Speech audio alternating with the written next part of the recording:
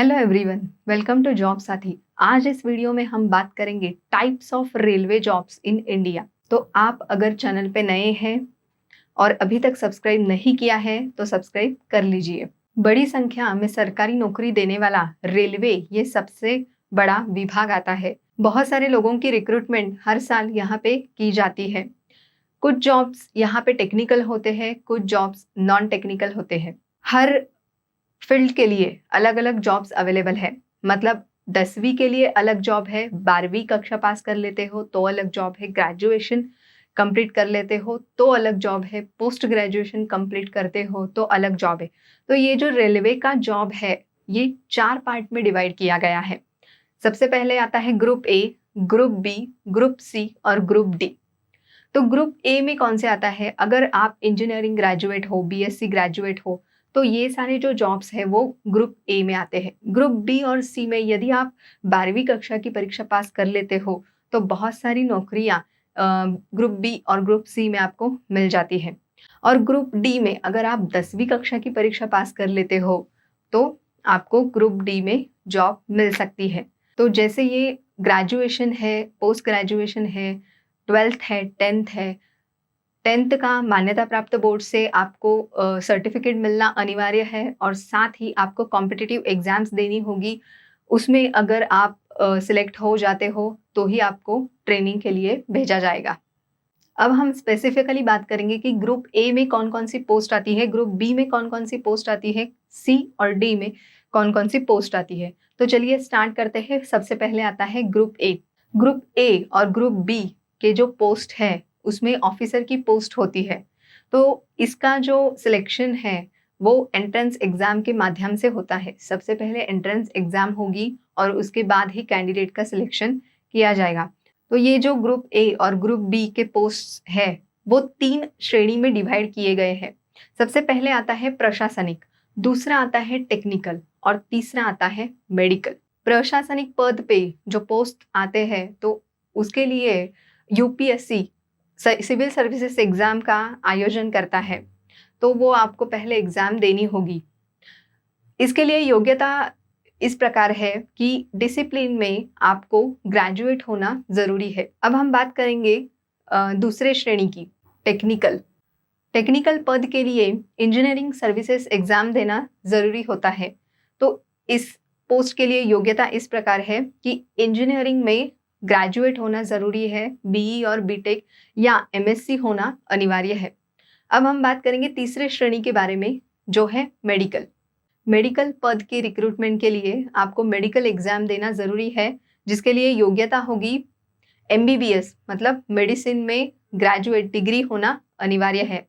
अब हम बात करेंगे ग्रुप बी के बारे में। ग्रुप बी के जो अधिकारी होते हैं कुछ खास एग्जाम देना जरूरी नहीं है।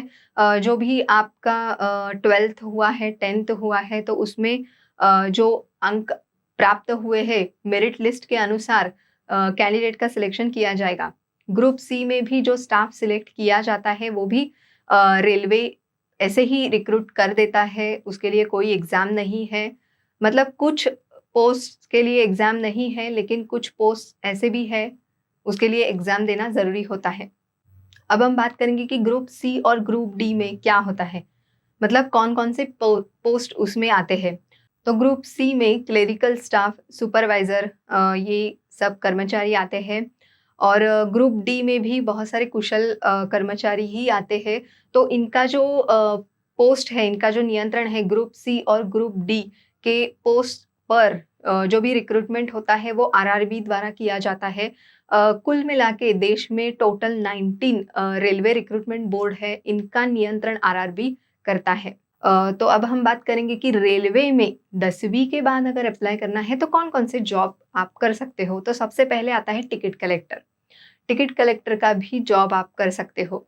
उसके बाद आता है junior clerk, trainee clerk, ticket examiner, commercial clerk कम टाइपिस्ट। तो ये सारे जो पोस्ट है वो 10वीं के बाद आप कर सकते हो। जैसे कि हमने 10वीं के बारे में देखा वैसे ही अब हम देखेंगे कि 12वीं के बाद आप किस प्रकार की जॉब्स रेलवे में कर सकते हैं। तो 12वीं के बाद सबसे पहले आप कर सकते हैं रेलवे कांस्टेबल की जॉब। उसके बाद रेलवे टिकट कलेक्टर की जॉब भी आप 12वीं के बाद कर सकते हो। स्टेशन मास्टर है, लोअर डिवीजन क्लर्क है, तो ये भी जॉब आप 12वीं के बाद कर सकते हो। काफ़ी बढ़िया सैलरी इसमें मिल सकती है आपको।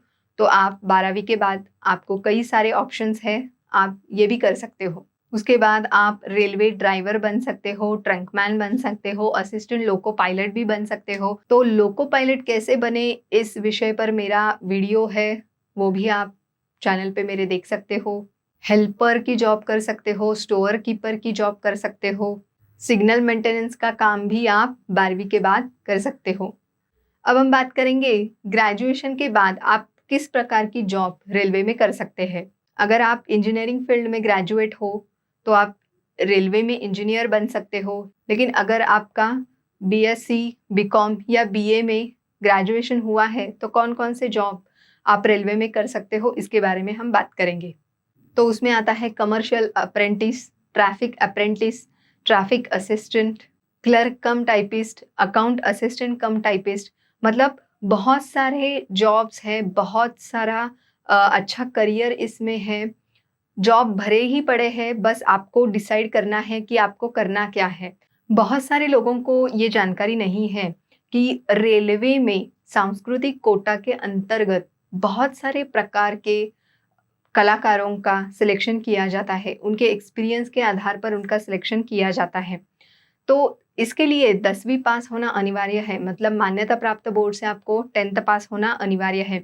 एज लिमिट, कैंडिडेट की एज कम से कम 18 होना ज़रूरी है और मैक्सिमम 33। अब हम बात करेंगे कि ये जो सांस्कृतिक कोटा के अंतर्गत जो भी कलाकारों का सिलेक्शन किया जाता है, तो वो सिलेक्शन किस प्रकार का होता है।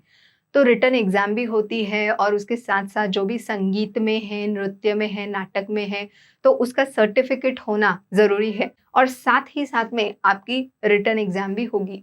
उसके अनुसार ही कैंडिडेट का सिलेक्शन किया जाएगा। तो बहुत सारे जॉब्स अवेलेबल है सांस्कृतिक कोटा के अंतर्गत। बहुत सारे प्रकारों के कलाकार का भी सिलेक्शन रेलवे में किया जाता है। तो जैसे कि मैंने कहा कि बहुत सारे लोगों को जानकारी नहीं होती है कि रेलवे में सांस्कृतिक कोटा के अंतर्गत बहुत सारे कलाकारों का सिलेक्शन किया जाता है। वैसे ही रेलवे सिस्टम में 350 स्कूल होते हैं, तो लगभग 5,500 तक टीचर्स की रिक्रूटमेंट यहाँ की जाती है। तो अब कौन-कौन से पोस्ट होते हैं इसमें, तो टीजीटी है, पीजीटी है, उसके बाद प्राइमरी टीचर है, फिजिकल एजुकेशन इंस्ट्रक्टर की पोस्ट भी यहाँ पे होती है। तो इसके लिए रिटन एग्ज़ाम के अनुसार कैंडिडेट का सिलेक्शन किया जाता है। रेलवे की ये जो ज़्यादातर जॉब है, वो कैसे होती है, आपको लंबे समय तक बाहर रुकना पड़ता है, तो इसके लिए आपको मानसिक और शारीरिक रूप से फिट होना ज़रूरी है, तो ही आप लंबे समय तक घर के बाहर रुक सकते हैं। अब हम बात करेंगे कि भारतीय रेलवे में कौन-कौन से महत्वपूर्ण विभाग आते हैं। तो हमारा सबसे पहला विभाग है दक्षिण पूर्व मध्य रेलवे। तो यहाँ पे जो नंबर ऑफ पोस्ट है वो है 413। नेम ऑफ द पोस्ट है welder, Turner, fitter, electrician, apprentice. Academic qualification, मान्यता प्राप्त बोर्ड से आपको 10वीं पास होना अनिवार्य है, साथ ही साथ में 2 साल का ITI करना भी अनिवार्य है। एज लिमिट, अप्लाई करते वक्त कैंडिडेट की एज 15 से 24 साल के बीच में होना ज़रूरी है। अब हम बात करेंगे सिलेक्शन प्रोसेस की। मेरिट लिस्ट के अनुसार कैंडिडेट का सिलेक्शन किया जाएगा। सैलरी स्पेसिफिक मेंशन नहीं की है, as per the rules and regulations. Online भी अप्लाई कर सकते हैं। ओपन और OBC कैटेगरी के लिए एप्लीकेशन फीस है 100 रुपीज़ और SC NT ST कैटेगरी के लिए कोई एप्लीकेशन फीस नहीं है। तो ये सारी जानकारी थी दक्षिण पूर्व मध्य रेलवे के बारे में। अब हम बात करेंगे सेकेंड विभाग। तो हमारा सेकेंड विभाग है रेलवे सूचना प्रणाली केंद्र। यहाँ पे नंबर ऑफ पोस्ट अवेलेबल है 50। Name of the post software engineer. Academic qualification required for the post BE और BTech। Age limit 25 to 35। मतलब अप्लाई करते वक्त कैंडिडेट की एज जो है वो 25 से 35 के बीच में ही होना ज़रूरी है। अब हम बात करेंगे कि सिलेक्शन प्रोसेस कैसे होता है। तो यहाँ पे गेट एग्ज़ाम देनी होगी कैंडिडेट को, graduate aptitude test of engineering. तो गेट एग्ज़ाम के स्कोर के अनुसार कैंडिडेट का सिलेक्शन किया जाएगा। Salary 44,900 rupees. ऑनलाइन भी आप अप्लाई कर सकते हैं। अप्लाई करने के लिए कोई एप्लीकेशन फीस नहीं है। तो हमारे तीसरे विभाग का नाम है western railway recruitment. Number of post available 3,591।